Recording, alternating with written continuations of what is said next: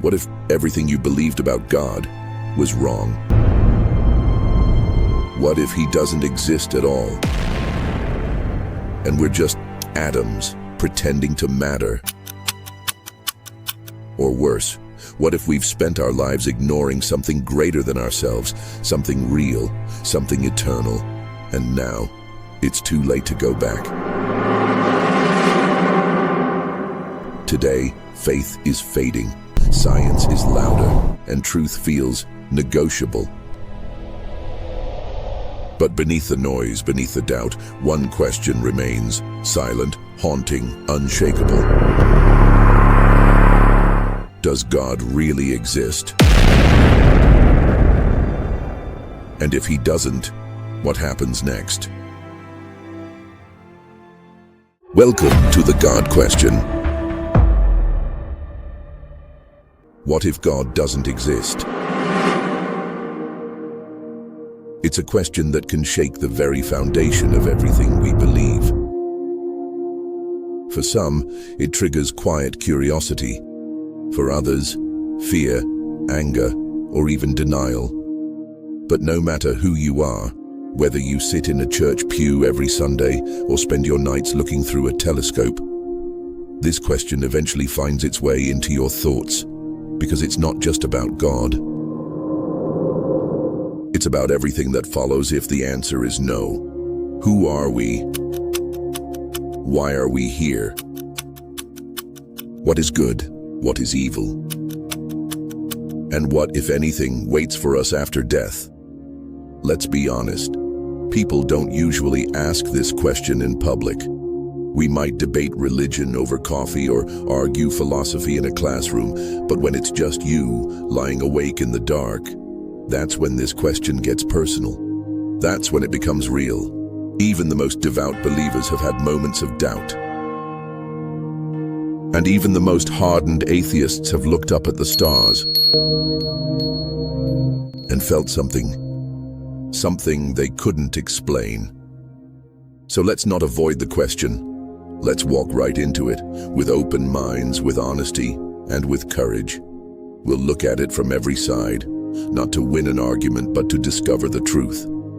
Because truth, if it's real, doesn't need to be afraid of questions. And the question we're asking here is the biggest one of all. Some say the question is dangerous, that asking, what if God doesn't exist, opens the door to chaos, to meaninglessness. But maybe, just maybe, it's not about destroying faith. Maybe it's about testing it. Like fire refines gold, maybe questions refine belief. Maybe if we face this question honestly, we'll discover something deeper, something truer than blind belief, and more powerful than casual doubt. Maybe we'll uncover not just whether God exists, but why the question exists in the first place. Because to ask, what if God doesn't exist, is not to disrespect faith. It is to respect it so much that we're willing to wrestle with it, to explore its edges, to peel back the layers of what we've been told and ask what we truly know. And if there is no God, then what does that mean for love, for beauty, for justice, for hope? Do we invent them to cope with a cold universe? Or are they echoes, fingerprints of something greater? We're not here to preach. We're not here to convert. We're here to wonder, together.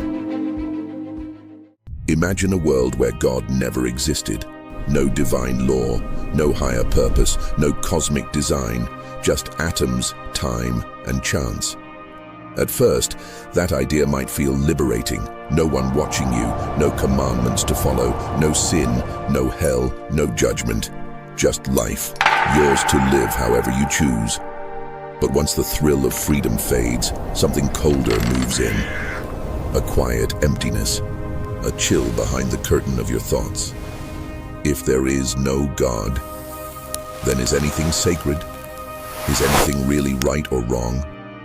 Or are those just words we made up to keep society from falling apart? Because if everything is just the result of chemical reactions, love, courage, cruelty, kindness, then doesn't that reduce everything we cherish to accidents? We say murder is wrong. But if there's no ultimate lawgiver, what makes it wrong beyond personal opinion or social convenience? Why should we help the poor, sacrifice for others, forgive our enemies? Without God, can we truly say life has any meaning other than the one we invent for ourselves? Some philosophers, like Jean-Paul Sartre, embrace this. He said, "Man is nothing else but what he makes of himself." In other words, you create your own meaning. But that raises another problem. If everyone creates their own truth, then what happens when truths collide? What happens when your meaning says love and mine says domination? Who decides what's valid? In a godless universe, we become the gods, but with none of the power and all of the responsibility. And we're not doing a great job of it, are we? Look around. We live in a world where loneliness is an epidemic, mental health is collapsing, and people scroll endlessly through curated images just to feel something. Anything. We have more comfort, more technology, more knowledge than any generation in history. And yet more people than ever are asking, what's the point? Could it be that we weren't built for a meaningless world? That somewhere deep inside, we're wired for more? That the hunger we feel for truth, beauty, justice, and love isn't a glitch in the system? It's a clue. Now, some argue you don't need God to find meaning. And they're not wrong, not entirely. You can love deeply, create art, raise a family, fight injustice, all without belief in a deity. But the question isn't, can you do those things? The question is, why do they matter if they're all just temporary sparks in an uncaring universe? You see, meaning without God might feel good, but is it real? Or is it just a beautiful story we tell ourselves while the clock ticks down to nothing? And if that's the case, if this life is all there is, well, then is there really such a thing as hope? Or are we just rearranging deck chairs on the Titanic, pretending it isn't sinking? This isn't meant to be depressing. It's meant to be honest. Because honesty, real, raw honesty, is where all genuine searching begins. And sometimes, the darkness helps us see the stars. Let's imagine, just for a moment, that we're explorers. Not of land or ocean, but of truth. And we stand at the edge of the greatest mystery in existence. Why is there something rather than nothing? This is not just philosophy, it's physics, it's logic. It's the deepest question science, religion, and human curiosity have ever wrestled with. Let's begin with a simple observation. The universe had a beginning. The Big Bang, an explosion of time, space, and matter, launched our universe into existence around 13.8 billion years ago. Before that, nothing. No space, no time, no matter, no energy. And here's the problem. Whatever begins to exist must have a cause. Nothing just pops into being from absolute nothingness. So if the universe began to exist, it must have had a cause outside itself, timeless, spaceless, and immaterial. In other words, something supernatural. Some skeptics say maybe the universe came from a quantum vacuum. But a vacuum isn't nothing. It's still governed by physical laws. Others say maybe there's a multiverse.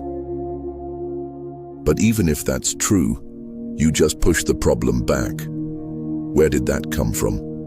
Eventually, we run out of maybes, and we're left with the sobering, thrilling possibility that behind all this is a mind, not a bearded man in the sky, but something or someone with the power to bring everything into being. Now, let's go deeper. Scientists have discovered that our universe is incredibly fine-tuned for life. We're not just talking about a few lucky breaks. We're talking about dozens of physical constants, like gravity, the speed of light, the mass of the electron, that are balanced on a knife's edge. If gravity were even slightly weaker or stronger, no stars, no planets, no life. If the ratio of matter to antimatter had been different by 1 part in a billion, no universe.